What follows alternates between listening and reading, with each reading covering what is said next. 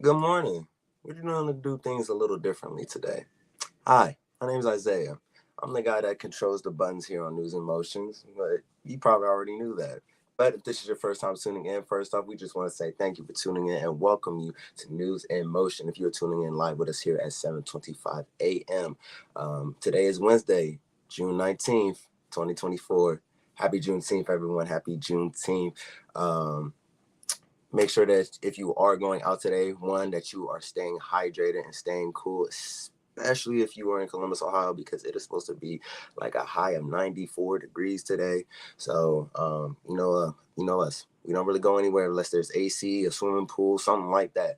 So, if you don't have any of that, you know, go to one of the cooling centers and stay hydrated, stay cool, but also stay safe if you're doing any festivities today on Juneteenth.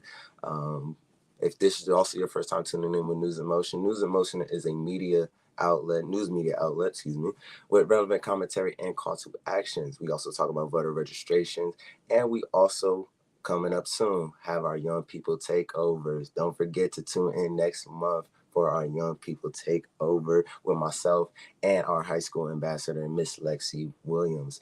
We can be found on LinkedIn, YouTube, or any audio or podcast platforms. As y'all are coming into the chat, let us know what you're looking forward to doing today for Juneteenth, or if you're just gonna relax. Ain't nothing wrong with that. We do a lot.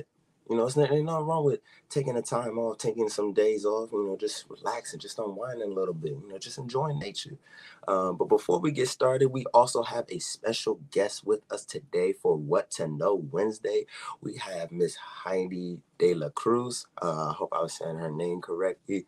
But we have her as a special guest today, so make sure that you are grabbing your paper, grabbing your pen, inviting a friend, let them know that you're tuning into News in Motion, and tell them to tune in to What to Know Wednesday. So before we get started, a few shout outs to our viewers. Good morning to you, Miss Deborah Johnson. Good morning, Miss Regina Shorts. Good morning, Miss Shirley Nicholson. And good morning, Miss Adrian, all tuning in through YouTube. And good morning to Ms. Vergi, who just came into the chat as well. So, like I said, we're going to do things a little differently today. So, instead of the regular intro, we got a special intro just for Juneteenth. Stay tuned.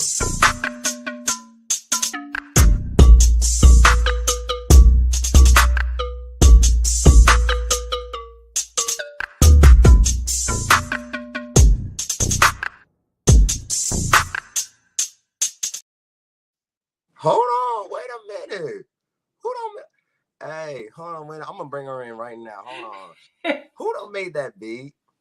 I did all of that myself last night. I wanted something different, so I put something together. I have just a little skill, So Auntie, let me find out you on par with Dr. Dre or Metro Boomin. Let me find you out here. I was Making just them having some beats. fun. So Okay, I see you, Miss 808s. Okay, I see you. Well, ladies and gentlemen, we have our guest, Miss Gail Deli. So I will go back to my station. But Ms. Gail Deli, thank you for allowing me to do the intro in a different way, and happy Juneteenth to you. happy Juneteenth to you as well, Isaiah. It was important for me and for the viewers to see a Black man start us off today.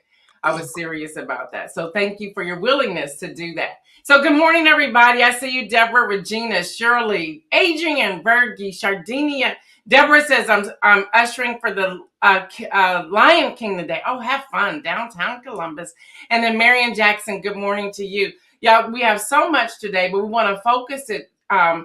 We're doing a specific focus on Juneteenth, and then we're going to roll into our special guest, Heidi, which I am so excited that you all woke up on your day off to join us today.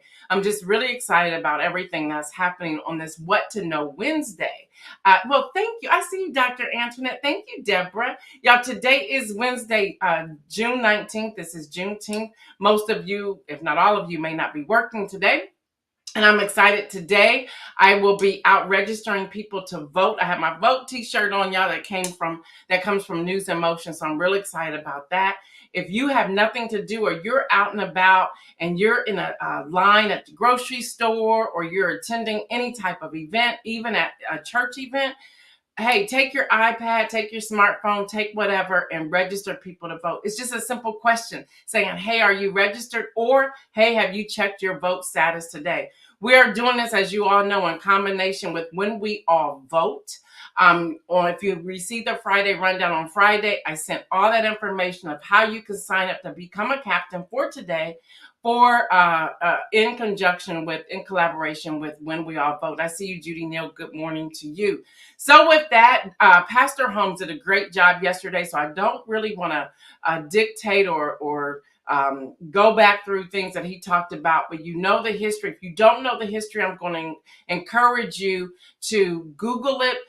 Where we are today, as of June 2021, that was 3 years ago, Congress passed a resolution signed into law by President Biden establishing Juneteenth as an official federal holiday. Some people still have no idea what it is. Some people still don't get it. They don't think we should have it, but it's happening. So no mail today.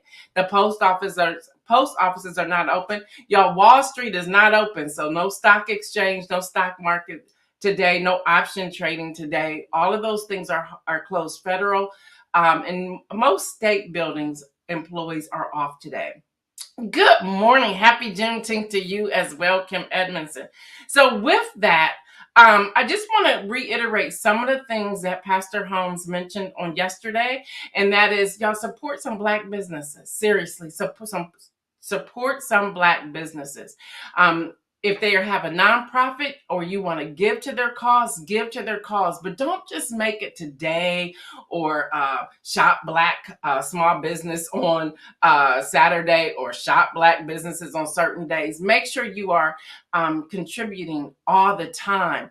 Dr. Antoinette said in Baltimore, the Harbor Bank of Maryland, a Black-owned bank, is having an outdoor social at their location near the historic Morgan State University. Great for that. I see you, Davia. Good morning, girl. Good morning.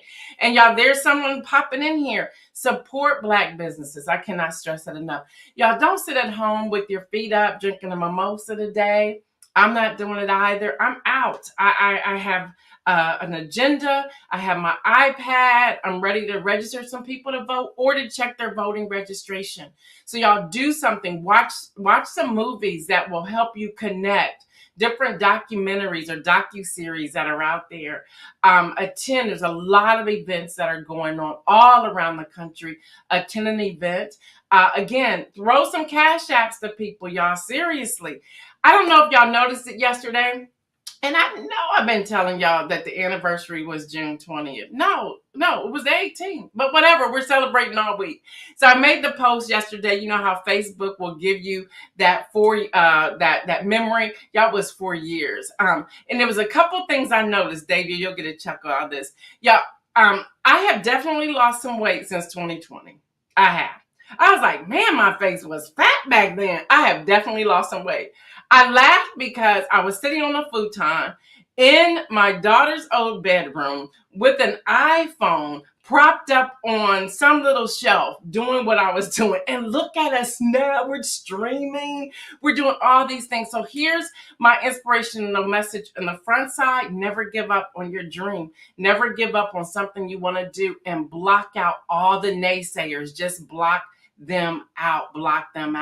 So listen, I thought I got a kick out of that. I said, wow. So we went from just me and my daughter having a conversation, me and Carl Wright having a conversation, to now a team of millennials helping me out the stream. I've hired some people. Y'all just stay the course. All right, before I bring on Heidi, I do need to share this with you, and I'll break this down more tomorrow. But in the meantime, Google it. Texas is at it again, y'all. Texas is at it again. There were 2 individuals who died in a car crash, and the families decided to start some scholarships at Texas A&M for these 2 individuals. Well, because of Senate Bill 17 in Texas, and it's this whole DEI banning, they are not allowed to do anything with the scholarships right now. So they're kind of like in court. I haven't read the bill yet. I saw all of this at 4 o'clock this morning. I will stay tuned and bring this to you soon, but I think it is ridiculous. I think it's absolutely ridiculous. You don't want to give scholarships. We're back at the Black women in Atlanta that's trying to grant Black female business owners $20,000. Supreme Court said, nope, you can't do that either. Now, this is ridiculous. So we can't give money to each other. No one else is giving us money. How do we survive? That's why it's so important for us to sow and give into each other. Y'all, the struggle of African Americans has been a struggle of human rights all this time. Y'all, people all over the world have struggled. And we just need to go and say, yes, we struggle. But I love what Pastor Holmes said yesterday, but I am not a slave. Y'all, the struggle for human rights continues today, even at our borders. So pop up that image, Isaiah. Y'all, I am so excited to have Heidy De La Cruz with us today. She is a podcaster, a certified podcast coach and writer. She hosts a weekly personal development newsletter and To My Thoughts on Substack, where she shares life experiences with her lessons, book reviews, opinion pieces, and poetry. Y'all, Heidy is the host of the top 10% globally ranked podcast, The American Dream in the Eyes of Immigrants, where immigrants share their journey of coming to the United States. She also coaches those who wish to launch their podcast with her 6-week coaching program in her free time. I don't know if she has any of that, y'all, but anyway, Heidy enjoys reading, listening to podcasts, and making memories with her family. I am so excited. We were able to get our schedules to work. And it was interesting, y'all, because I was trying to figure out, how do I go from Juneteenth to immigrants? And immediately I said, the struggle for human rights continues today at the borders, because African American struggles, y'all, it's also a human rights struggle. So come on in here, Heidy. Let's have a conversation. I'm so excited that you're with me today. Good morning. Good morning. Thank you so much for that amazing introduction, and funny that I don't have any free time. You have not. I was like, free time. Okay, right. Oh man, but thank you. But you you so just much for came back having me. from vacation, although it was I a did. teaching thing. So I did learn a lot in Puerto Rico. I learned a lot about the ancestors and where Puerto Rico actually got its name. It was amazing. It was such amazing to learn about the history. Well, I was looking at some of your pictures and I was like, I want to be there. It's beautiful. It's beautiful. And even, Puerto Rico, that's a whole different story there, because they have their own struggle, part of the U.S. territory, but the United States, unfortunately, doesn't act like it is part of this territory. So that's a whole different, they have their own human rights issues that is going on. For example, like when I landed, my friend was telling me there's no lights. And I was like, what do you mean there's no electricity? And it's just something that has continually happened since Hurricane Maria, and there's still no solution for it. And we haven't done anything to help our U.S. territory. So they will have electricity, and people are still dying because they need, they're on machines and things like that. If there's no electricity, then the health issues happen. But sorry, now I just went on a whole. No, but I'm glad you shared that, because I believe it's all connected. Yes. And if we're not paying attention to other places, then we're not paying attention at home. And sometimes we get so narrow-minded in our thinking that we think it's all about us. But there's people all over in what I call God's creation who are suffering. Amen. And we're just turning a blind eye to it. Yeah. So thank you for raising that. Yeah. Well, here at home, talking about what's happening here at home, we got a lot of shenanigans, and people are saying good morning, Heidy. It's Heidy. It's a Y, but it sounds all good. It's all good. Heidy. But anyway, audience, please talk back if you are driving. You keep your eyes on the road, but everyone else, please talk back. If you have questions, put the questions in here as well. So Heidy, I want to talk about the latest. This came out yesterday. And Associated Press were the main ones who really brought this to light yesterday. 500,000 immigrants could get U.S. citizenship under Biden's new plan. So the White House announced this big thing on yesterday. will allow certain spouses of U.S. citizens without legal status to apply for permanent residency and eventually citizenship. The move could affect upwards of 500,000 immigrants, according to senior administration officials. Now, they say to qualify, an immigrant must have lived in the United States for 10 years as of Monday and be married to a U.S. citizen.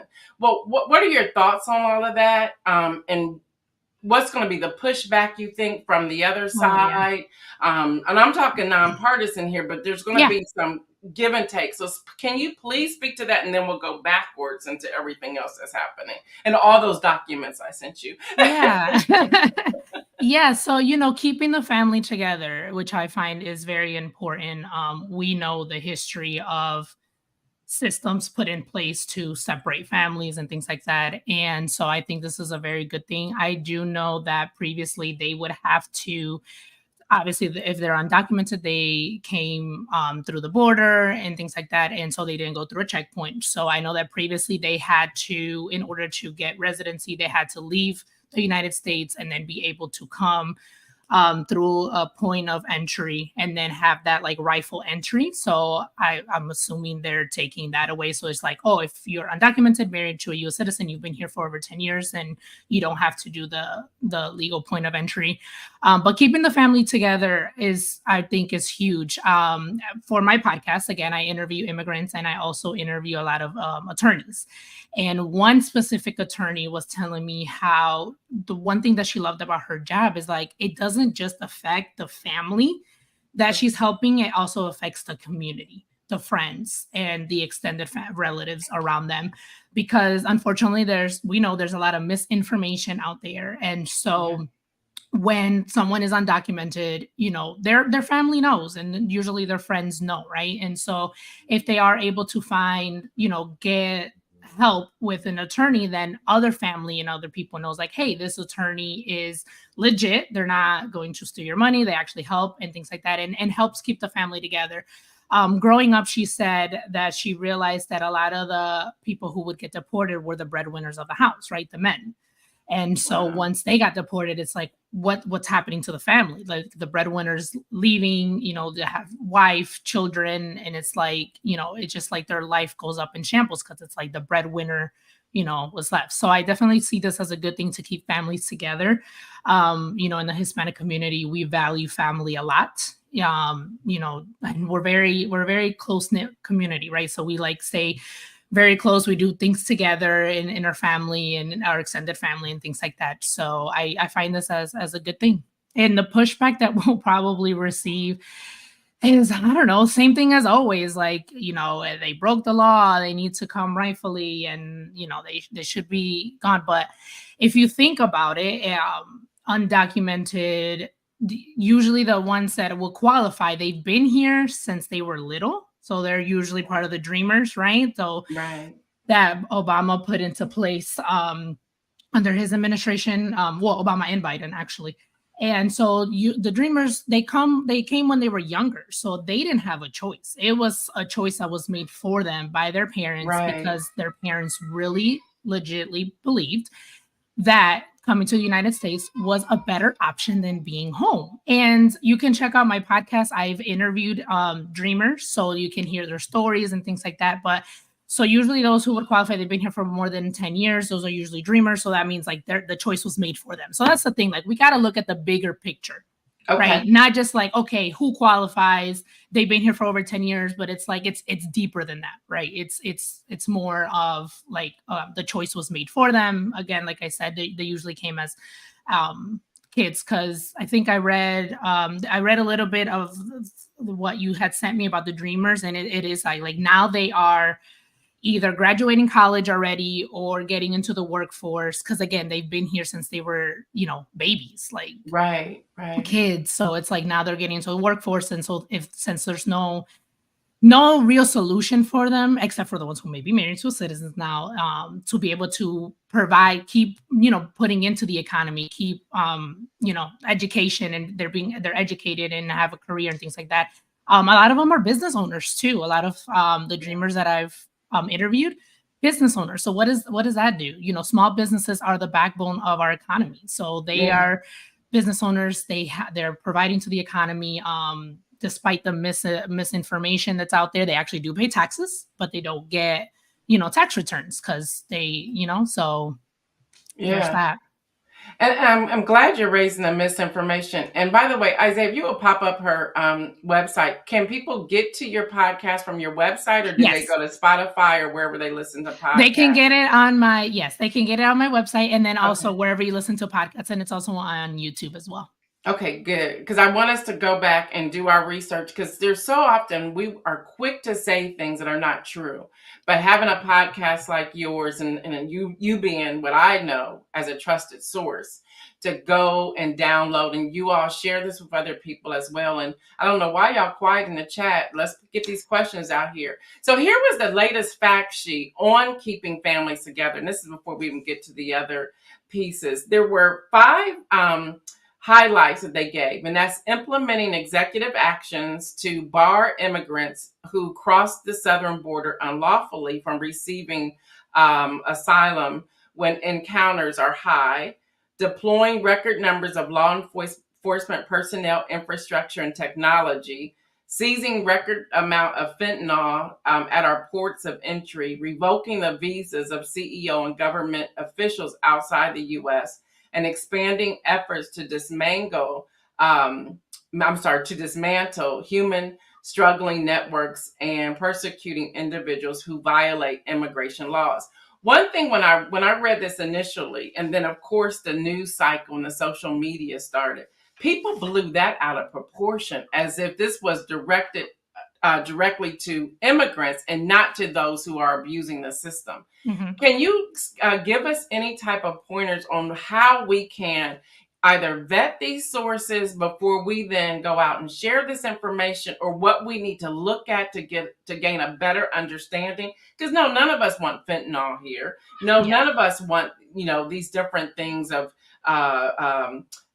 southern border fights and all of that, where they violate, but it's not the people it's not those who are trying to cross who's doing it, it's other people. So can you speak to us about that, please? Yes. So unfortunately, there is a whole network for people who are trying to cross, and obviously there's always good and bad people, right? So the bad people, so like the cartel and the coyotes, they take advantage of this and they do try to smuggle people in and things like that. Now, I will say the whole fentanyl thing, the misconception with that is that those who are crossing illegally are the ones who are bringing in the fentanyl, and sources in data has shown that it's actually U.S. citizens who bring in the fentanyl.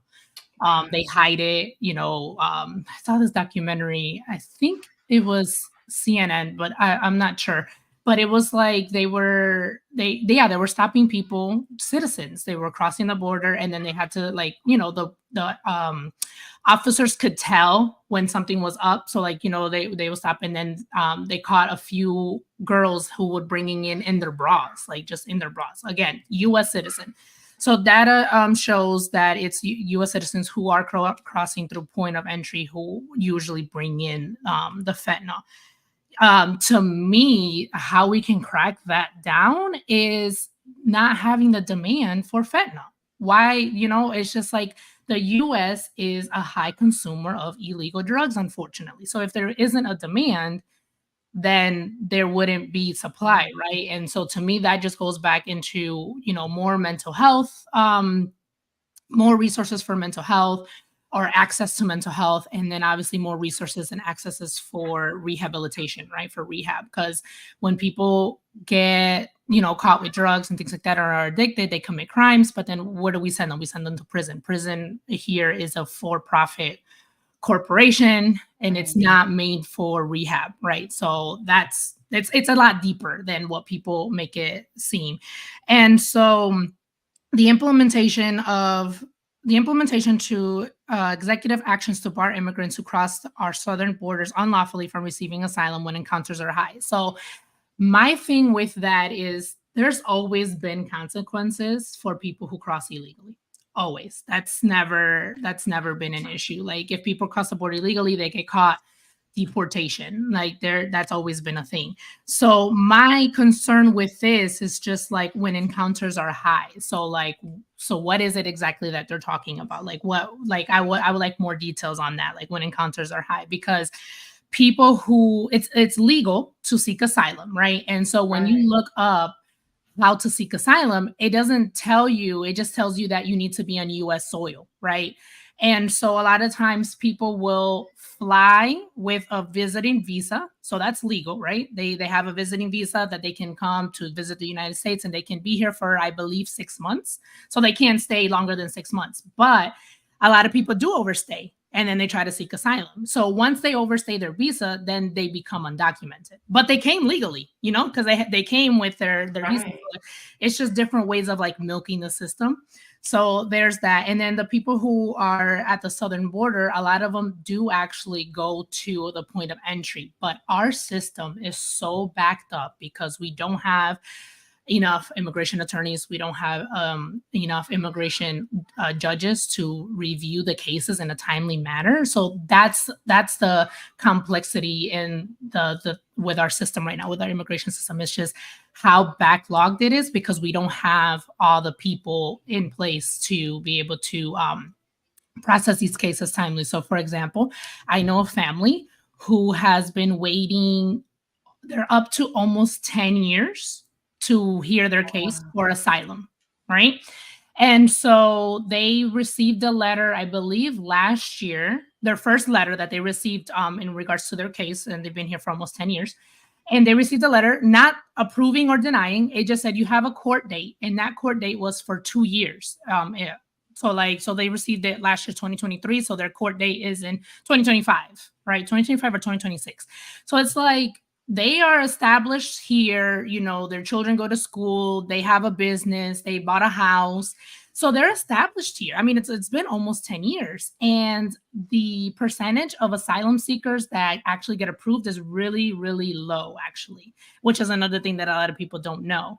But it just takes years, right, for their cases to be heard. So they still have that, that fear that like they could not get approved, meaning that they would have to go back to their country. And it's like they've already been here for 10 years. So you see, like it's a very complex system, and there's just a lot that goes on that people don't talk about, or we don't see in the media, we don't see in the headlines. So I definitely recommend following immigration attorneys. I know a lot of immigration attorneys that have their presence on social media, and they provide the facts and things like that, and talking to people. You can, immigrants are everywhere, more places than in others. Obviously, like I'm in Florida, so we are full of immigrants here, but just talking to people, listening to my podcast, because it is actual immigration attorneys. It is actual people who have gone through the process, and things like that. And just getting the facts, getting what is actually true, and not just reading the headlines and just running with them, because the headlines are, for click. Like that's what they want. They need those clicks. Right. So, yeah. And now with AI, it makes it more so just bad. The whole misinformation, disinformation. Isaiah, pop up her website again. Again, y'all subscribe to. It's free to subscribe to somebody's podcast. Please do that. Adrian asks, does any of the data speak on the northern border? So can you speak to that too? And if y'all have questions, keep popping them in here, please. Honestly, I saw that Canada had its own immigration struggles, and I can't remember where I saw it, but it's actually not spoken to a lot, not like the southern border. And, so I don't have much to say about that, but I did see an article that Canada has its own immigration struggles. Like there's people, coming from all over the world to Canada. It's not just the United States that has immigration struggles. Right. So it's not spoken to as much as the southern border. And so if I can go just a little deeper in some of this, and again, thank you. Even what you shared already is like eye-opening. What do we need to do when we're trying to, let's say we're at a town hall meeting. Let me put an illustration out here. We're at a town hall meeting, and the conversation of immigration or undocumented immigrants or migrants come up. But we know that that's not necessarily the truth. How best should we engage in a conversation with someone who appears to have somewhat of an open mind, who's willing to listen? We realize that there's some who are closed minded; they're not going to listen to us. But someone who may be willing to have the conversation with us. How do we approach it? How do we share it? Where do we start? Is there one thing we should start with and work out, or can you please speak to that? Yeah, just like anything else, just have a conversation, try to stay calm, because I know with human rights issues, we can get very emotional because we care, right? And yeah, so just try to stay calm. Try to ask open-ended questions. If something doesn't feel right at what they're saying, it's like, okay, so where did this come from? Where did you hear this from? Have you spoken to someone who has gone through that? Things like that. Just try to get, valuable sources with that. And yeah, just I think staying calm is the biggest thing, because it can easily just get into an argument, which we don't want. We want to be able to have respectful conversation and listen. Because unfortunately, with immigration, what's used a lot is the fear, right? The fear, like we need to fear these people, they're not good and things like that. But if we really, really think about it, and we have to look at the bigger picture. It's like, why would someone want to leave their country, their culture, their food, their family, to start over from literally nothing in another country? Like, why would anybody want to do that? And we really have to look at what country they're coming from, what is going on in their country. And honestly, what did the US had to do with the situation in that country? Because a lot of times in history, the US meddles in these countries, and then they like throw their hands back and it's like, oh, we don't know why that's happening, but they meddle and they cause a lot of this. So definitely just staying calm, try to keep an open mind. And just like everything, like with the human rights, like you said earlier, is like these are people made in the image of God. We are all made in the image of God. We are all having some sort of struggle. Everybody's struggling with something. Everybody's trying to fight for something. So it's just being able to listen, have conversations like this. Like, for example, today's Juneteenth, and we are talking, we highlighted Juneteenth, but we're also talking about another struggle, immigration struggle, another human rights struggle. And I believe there is, we can be allies for different struggles. So again, thank you for this opportunity to be able to highlight this and talk about this. And I hope that people would just be curious and find more information and see what actually is going on. Yeah, I want to get to Kim Edmondson, and then I have a couple more things. Thank you so much. And I hear your babies in the background. I'm loving it. I'm like, they're up, they're up. I love it. I love to hear the sound of young people, because it tells me there's a generation that's out here that's going to be more powerful than those of us who are here now.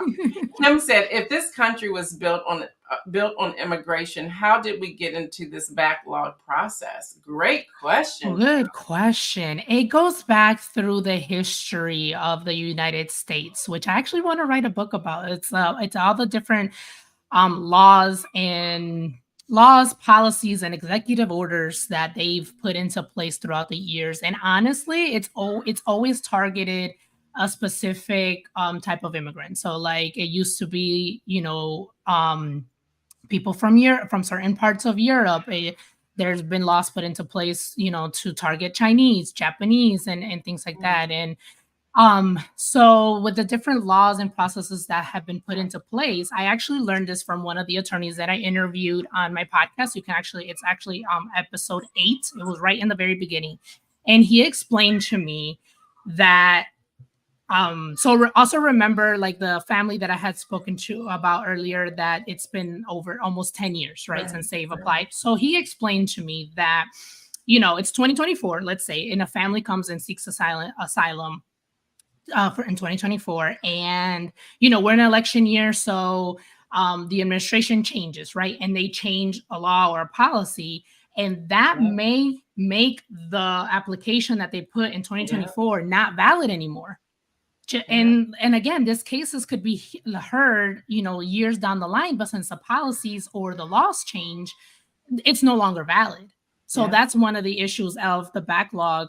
It's just the changes back and forth. Like, for example, even this these two executive orders that the Biden administration, like 2 weeks ago, it was like, oh, okay, we're gonna, bar and do this. And then yesterday it's like, oh, we're gonna keep families together. I'm like, this is whiplash. Like, what is going on? I agree with you, because they kind of like canceled out each other. Yes. I was like, what just happened? What are we doing here? Like, are you helping us or are you not helping? Like, come on, like, what is it? So that's what's happened with the backlog. And then also, again, think about what has happened, let's say, in the last 10 years. Venezuela is now in a humanitarian crisis where people can't really live there. We had the pandemic, and that affected the whole world. So that affected the economy worldwide. So people are looking for a better place to live. So that it's just like the number of people that are coming to seek asylum, and then that also creates that backlog because again, we don't have. We need more immigration attorneys. We need more immigration judges to be able to see the cases and things like that. So it all plays into what has happened to the backlog in our system. Yeah, and when I read them, even that's why I sent them to you the way I did. I was like, they canceled out each other. Like, what is this? It's like, did somebody wake up and say, "Oh, we didn't mean that"? Yeah, no, and it's funny because, like you said, we were trying to schedule this for actually last week, but since I was on a trip, we couldn't. And then so it's like, okay, we're doing this on Wednesday, and then it's like, oh, now there's another order, and I'm like. Right. We were going to talk about the other one, but now there's another one. And it's just like, what are we doing here? Like, it's crazy. And I think that continues the cycle. Yes. And you said something I wanted to go back and grab as well. There's so many attorneys now, and some just graduated again this past month or so. Yeah. Do they stay away from what and after talking with your attorney friends and people do they stay away from this type of work because of the work and because of just the frustration that comes along with it? Or is it that they're not being granted these positions to be able to do this work? I know there's Legal Aid Society, there's different nonprofit organizations, but even again, you get to the courtroom, you have a totally different judge. So do you think there's just this thing, they're like, I'm done, I'm fed up, so I'm moving on?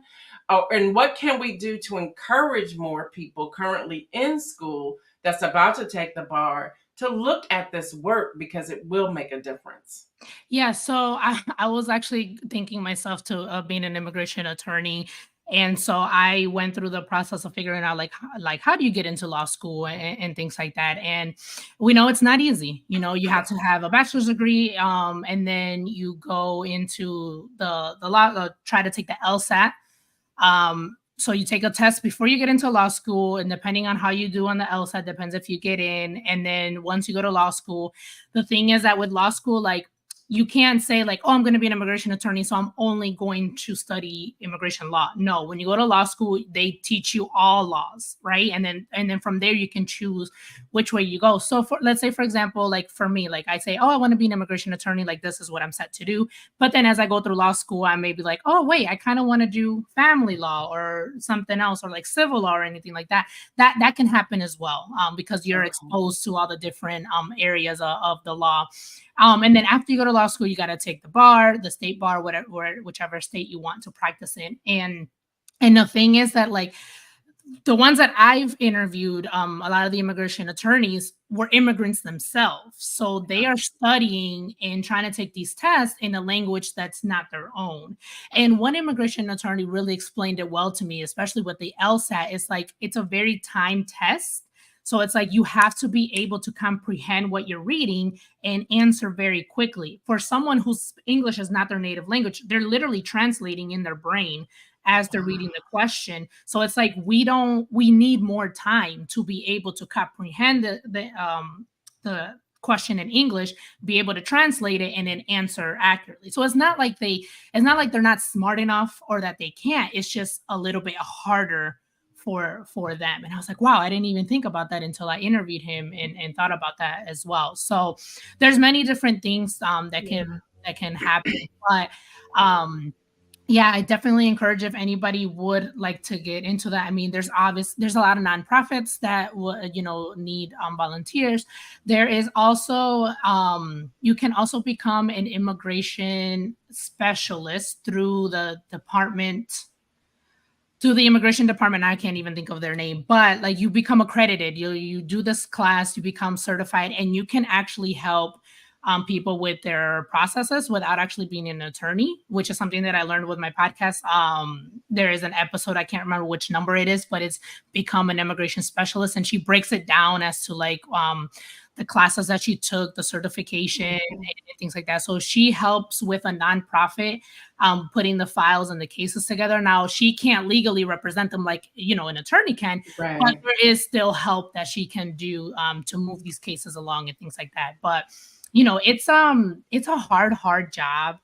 And again, because of the changes and everything happening all the time, Right. it's very stressful, very emotional. A lot of people, come from a lot of hardship. So like you have to be able to listen to these hard stories. You have to be able to, have empathy and compassion and things like that. And yeah, it's not an easy job at all. Not at all. Yeah.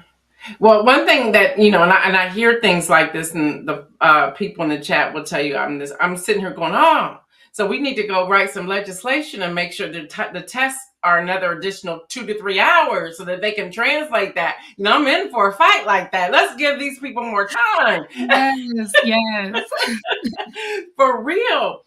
All right, as we get ready to wrap up, this was the proclamation that came out yesterday from the White House.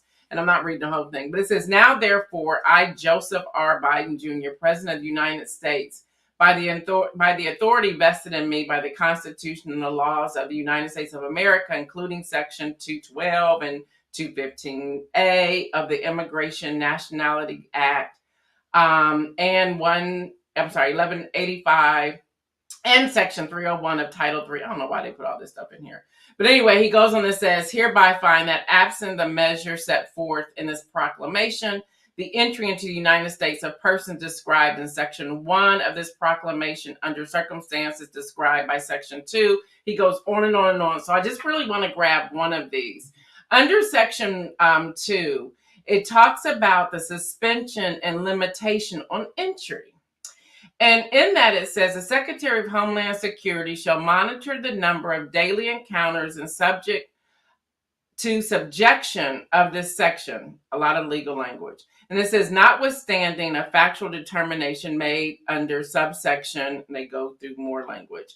And it says, for the purpose of subsection, oh my gosh, this is so crazy, of this section, unaccompanied children, that's where I want to get to.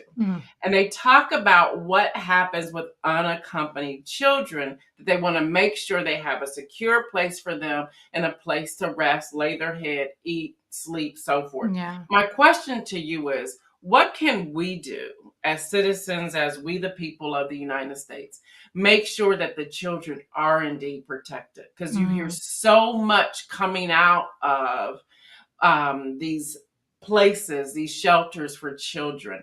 So I don't want to end on a sad note, but I do want to say, there are children who are unaccompanied, who are in these individual places on the border. What can we do to protect them?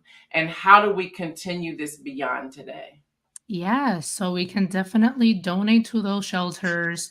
If you are able, make a trip down to see what's actually going on, to see what's going on down there. There is an organization that I follow on Instagram called Women of Welcome.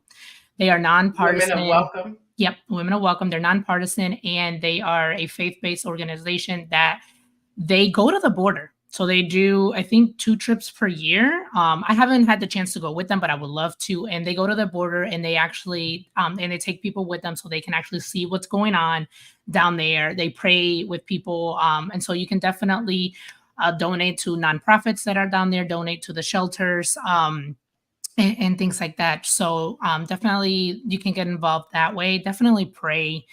I'm a big, believer in in prayer. And so just definitely pray that for these children, for these so that they're protected and that they're covered.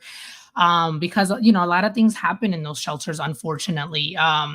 The Women of Welcome, the director, she actually wrote a book which was published earlier this year, also called Start with Welcome. And in there, there was a story of this little boy, unaccompanied minor, and there was a toddler, I think 2 or 3 years old, and they just gave that toddler to this little boy to take care of. And it's like you have children taking care of children.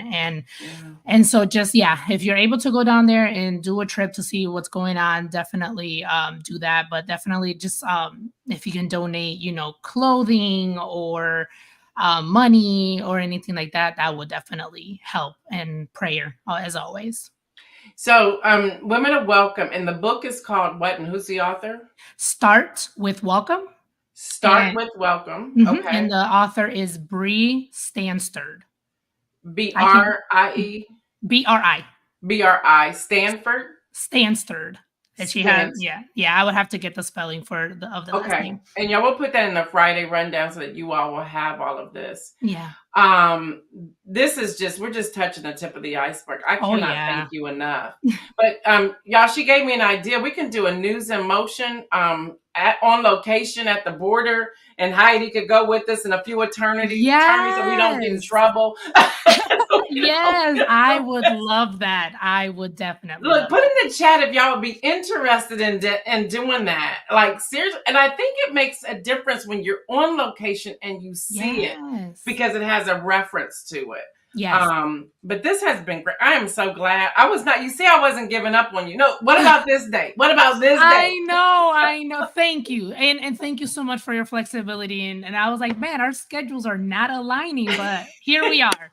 Thank God. Here we are. I'm so happy. Because, I came back to you and said, wait a minute, school's over. Can you do this day? Yes. Yes. This has been so enlightening. And I believe the chat was quiet because they were listening. I was seeing how many people were coming in through the podcast through the audio site as well. And there's up to 300 and something. So people were jumping in here. So Kim says she would like to take the trip. Deborah says she would like to go. Look, 2 or 3 gather. 1, 2, 3, 4. There's 4 of us right there. I'm sure Isaiah would want to go because he has to come anyway and see what's happening. But I cannot thank you enough. Thank you for the opportunity, for the platform to be able to share about another struggle that's going on. I know as Black and Brown people, we have our struggles, but they kind of aligned, because when things are put into place, it affects a lot of people, right? When they want to target one type of people, it's like, no, it also affects more. So thank you so much for being for letting me talk about this and what's going on. And again, you can listen to my podcast so you can hear about attorneys. You can hear about actual dreamers stories. You can hear about immigrant stories. And I've also actually interviewed Americans who have lived abroad and have also gone through the immigration system to bring their spouses, and very enlightened as to how the system actually is and how complicated it is. So just thank you again for this. Absolutely. You have a lot of people in the chat saying awesome conversation. Deborah saying we need to pray at the border. Yes. Shirley Nicholson saying listening. And Marion will always find the info. Marion found the book, the name, the spelling, the everything. So let's put that up there too, Isaiah. Look, Marion's my go-to. I'm telling you, Marion volunteers for News in Motion, and she just be helping me out. She has no idea what a great help she is. Yeah. So thank you. I know y'all hear your little ones in the background, and I loved hearing them though. I was like, oh yes, it shows that there's life that's happening. Yes. I love it. Judy Neal says very informative. Lori says thank you for this. So y'all, this is the type of information we want to continue to give. So Heidi, thank you. Thank you. All right, y'all, before we get out of here so I can talk about tomorrow, you can go ahead and take Heidi in the green room. for tomorrow, y'all, tomorrow is a celebration. It's our 4-year anniversary. It really was yesterday, but it's a celebration. We're gonna have a good time. I'm gonna recap a lot of what's been happening right here on News in Motion. I'm gonna give you a little bit of a sneak preview into what's gonna happen when we return in September and what's gonna happen after November the 5th. I'm gonna give you just a very, very little bit of sneak preview for that. I understand that my child has been asking if any of you have like a tagline or something you want to share, to send those emails. I have no idea what that is, but make sure if she reached out to you, I'll make sure you send those emails as soon as possible. She's asking for. Y'all, there's just a lot that's going on, and I'm so glad you all joined us today. So there has to be a part 2 of an inspirational message. That is, think beyond yourself. Because there's so many people out here dealing with the struggle. Yes, we all have our individual struggles, but there are people who are in dire need of our assistance. So if we would just get that, if we would tap into the access that has been given to us and the authority that we have, we will be able to intentionally help other people and make sure we're building up and lifting up others. We also have to continue to give the truth. Y'all, stop the spin, stop the spin. If you see something, read it, vet it, find it, fact check it, and then share it. But realize that we're not in this struggle alone, but there are other people who are in the struggle deeper than ourselves. All right, y'all, until tomorrow, I am Gail Dudley. This has been News in Motion. You know what I say, everyone. Stay well, and remember to make a bold move. We're out.